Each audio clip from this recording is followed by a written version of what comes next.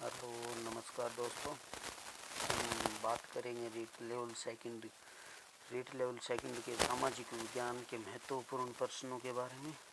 शुरू करें तो सबसे पहला क्वेश्चन है कि महात्मा बुद्ध का जन्म और निवारण किस तिथि को हुआ था। तो इसका सही आंसर है वैशाख पूर्णिमा को हुआ था। महात्मा बुद्ध को जन्म, निवारण और ज्ञान की प्राप्ति तीनों ही वैशाख पूर्णिमा को हुए थे। अगला क्वेश्चन है वर्तमान राजस्थान के कौन से जिले सूरसेन महाजनपद के हिस्सा थे। तो ऑप्शन भरतपुर, करौली, धौलपुर।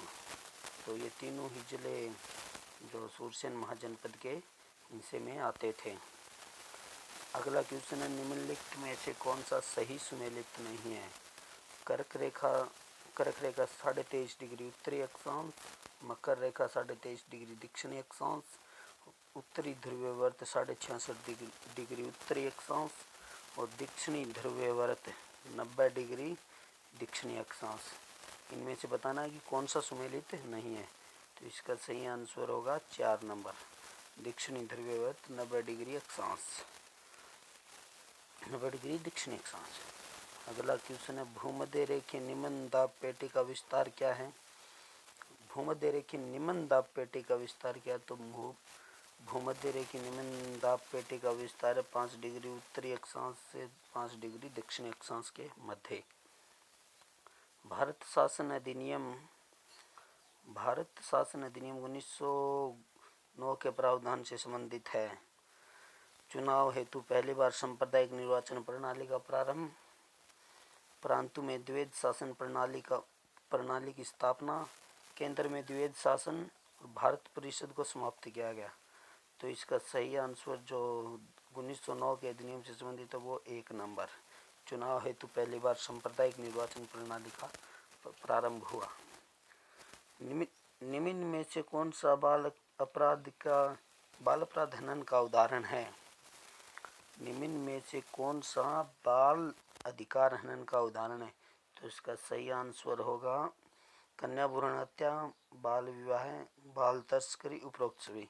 तो ये सभी कन्या भ्रूण हत्या, बाल विवाह, बाल तस्करी ये सभी बाल अधिकार हनन के उदाहरण हैं। तो आंसर होगा उपरोक्त सभी। भारत का केंद्रीय बैंक है।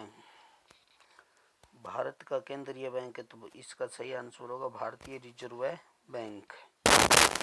आगे हम अगले क्वेश्चन की ओर चलें तो भारतीय रिजर्व बैंक का लेखा वर्ष कब से कब तक होता है। तो इसका सही आंसर है 3 नंबर, 1 जुलाई से 30 जून तक। 1 जुलाई से 30 जून तक होता है। राजस्थान राज्य सहकारी बैंक की स्थापना कब और कहाँ की गई। तो इसका सही आंसर है 14 अक्टूबर 1953 को जयपुर में की गई थी। अगले क्वेश्चन की बात करें। अगला क्वेश्चन है सूक्ष्म ऋण प्रदान करने की नवीन प्रवृत्ति क्या है।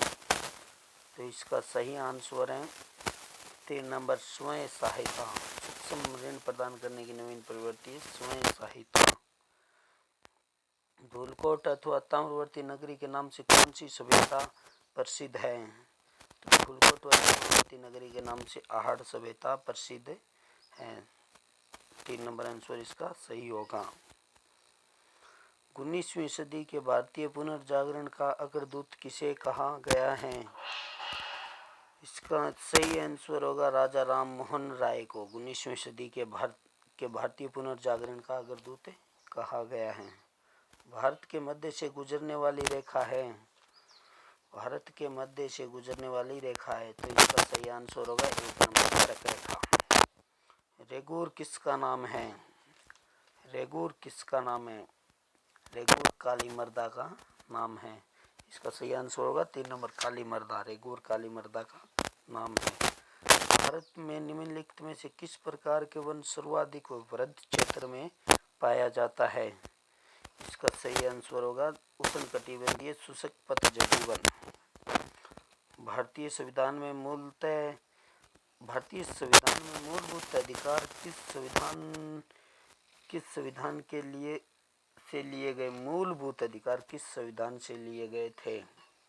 भारतीय संविधान में मूलभूत जो अधिकार हैं वो किस संविधान से लिए गए थे? तो इसका सही आंसर है 1 नंबर, अमेरिका के संविधान से जो मूलभूत अधिकार हैं, मौलिक अधिकार हैं, वो लिए गए थे। यदि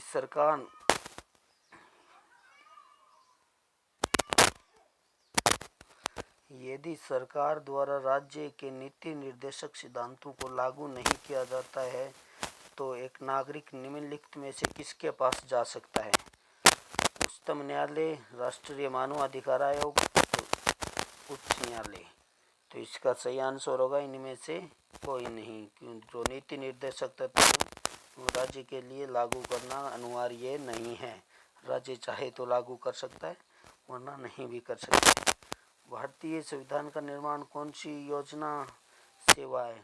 भारतीय संविधान का निर्माण कौन सी योजना से हुआ है? तो इसका सही आंसर होगा कैबिनेट मिशन। भारतीय संविधान का निर्माण कैबिनेट मिशन योजना के तहत हुआ था।